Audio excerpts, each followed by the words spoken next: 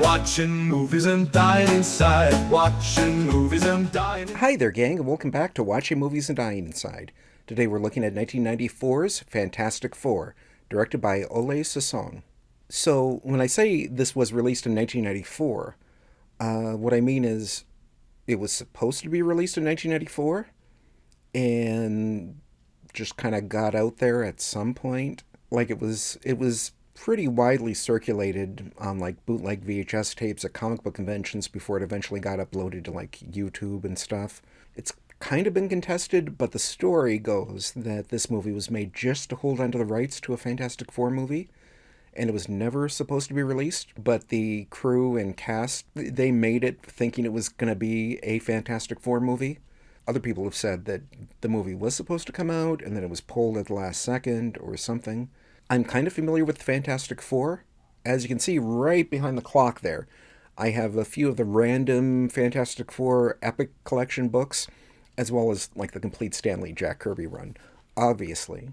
But I've never seen this, so I'm excited to finally do that. So without further ado, let's dive on in and hope for the best. Watching movies and dying inside. They got you. Hey, take it easy. It's kind of weird. This has never gotten released. Got to be a situation where it's either like more trouble to sort out the rights and everything, or they just don't have a decent print of the film to work from.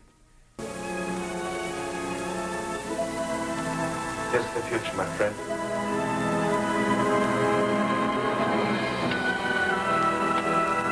There was a thing that came out for the 2025 Marvel Fantastic Four movie that they got the original Fantastic Four cast to appear in the new movie, kind of making good on the fact that they were in the first Fantastic Four movie and it was never actually released.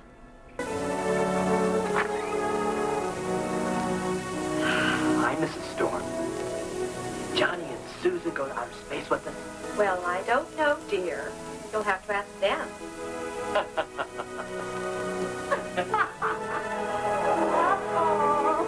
There it is. I can smell a diamond 100 miles away. Okay, so I've heard about this character, the jeweler, who I think was supposed to be the Mole Man, who was like the very first villain the Fantastic Four ever fought. But for some reason, they couldn't use the Mole Man, so they just turned him into a new character, who's basically the same character, but he's super into jewels.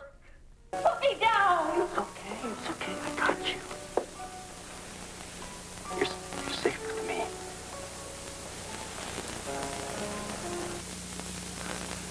I'm in love. Great first impression. She likes me, I can tell. Are you sure? Well, just keep telling yourself that, Ben. This has been perfectly fine. Not terribly memorable, but just fine.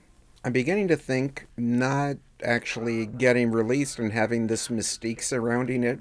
I'm not saying it was the best thing that happened to this film, but I think if it had come out, it would have just been like whatever. Instead, it's the kind of thing that like they literally make documentaries about.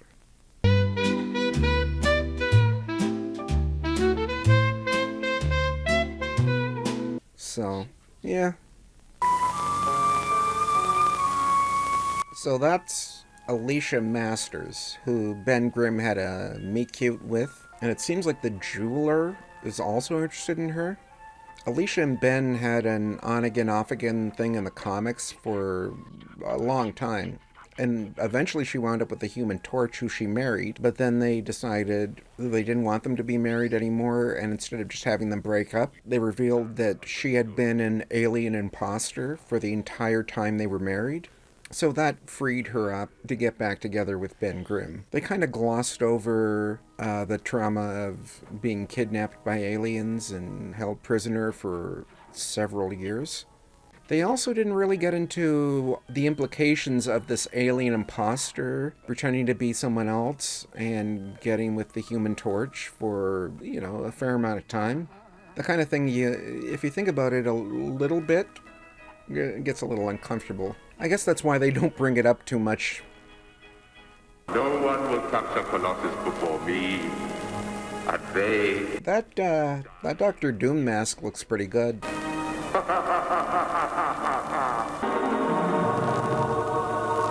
Goodbye, Dr. Richards. Okay, so we're like not even a half hour in, and the Fantastic Four got into space and got hit by cosmic rays.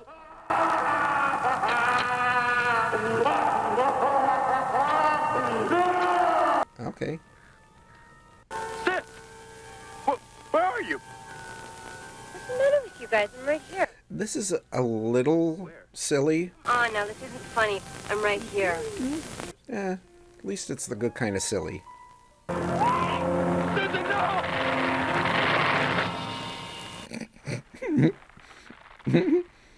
I think it also helps that there's like zero irony to any of this. They're playing it straight.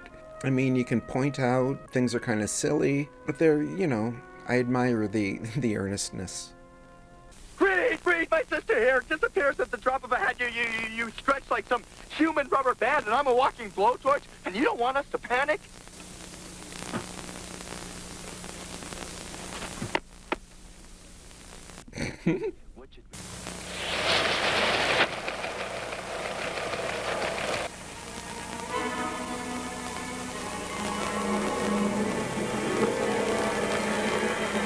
She seems really upset that this guy that she met once is dead.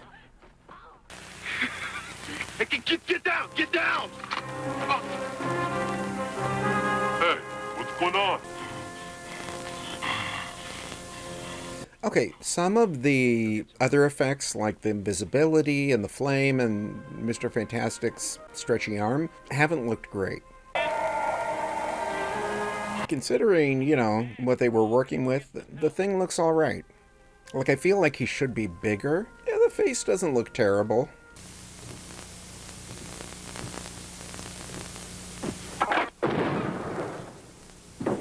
Here. Take your own blood.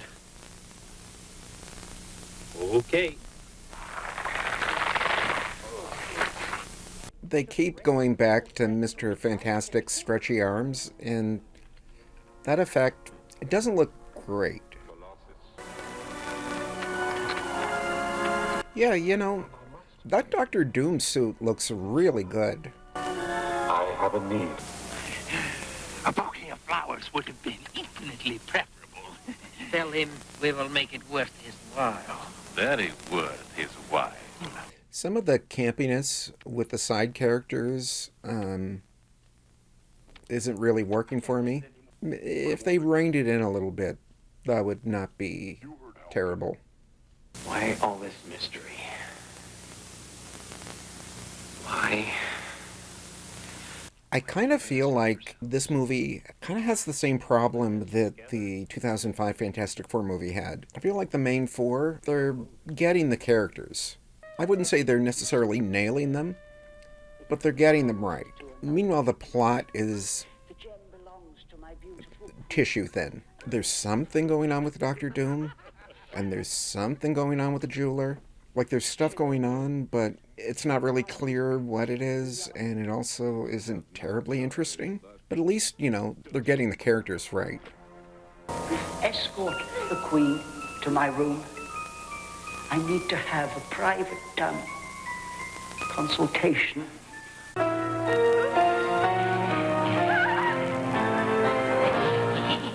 Oh. I hope they rescue her before something bad happens.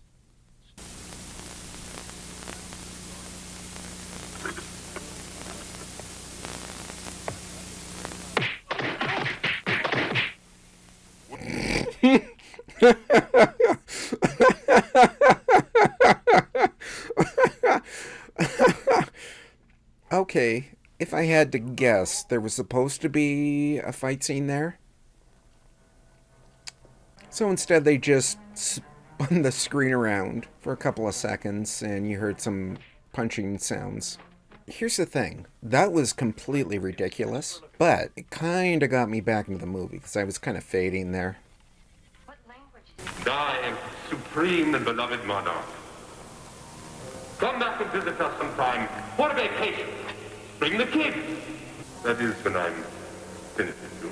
Wouldn't it have been a terrible idea to maybe dub over Dr. Doom's dialogue? I assume they just recorded the audio from the guy wearing the mask, and it's a little muffled.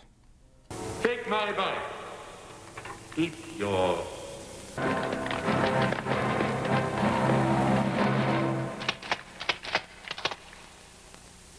It's clobbering time.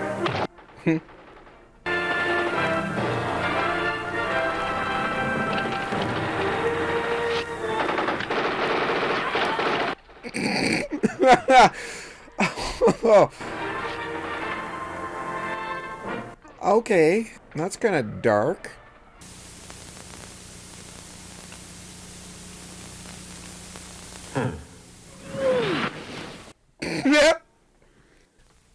This movie was losing me, like completely losing me. And then in the last like 10 minutes, it's just gotten like kind of ridiculous and kind of silly, and I'm on board 100%. Touch it, and she dies.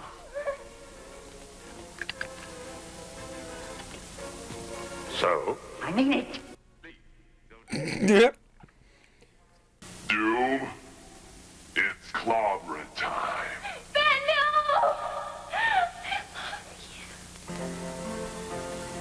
That's kind of sudden, considering they met once, but hearing that was enough to get Ben to revert back to human somehow.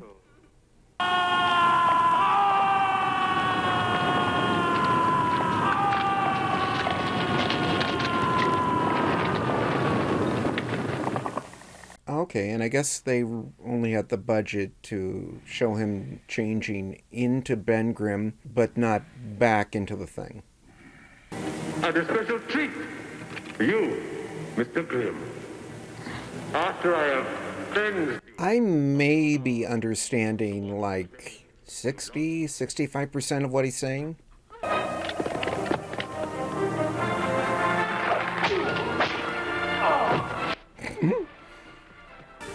Hang on, Victor. You see, you have not the courage to strike the final blow. Here's to the future, my friend.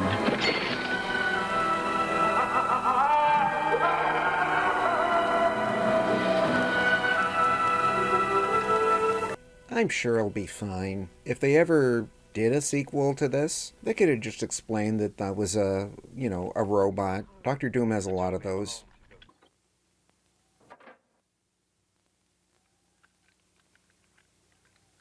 Okay, and the hand's moving, so robot.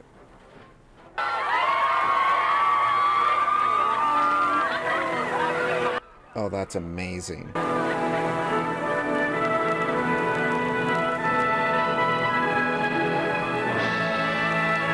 That right there, one perfect shot. So that was 1994's Fantastic Four. The budget limitations were obvious. There were a lot of scenes of just people talking and not much happening.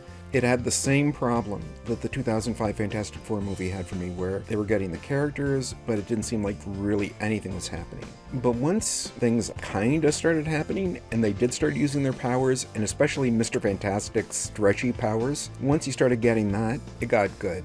Yeah, if this had come out, probably would have been forgotten, like a lot of mid-90s superhero movies. And I will say again, they should just put this out, just get it out there. And you can see, in spite of the silliness and everything, they tried. Gotta give them that. That was 1994's Fantastic Four.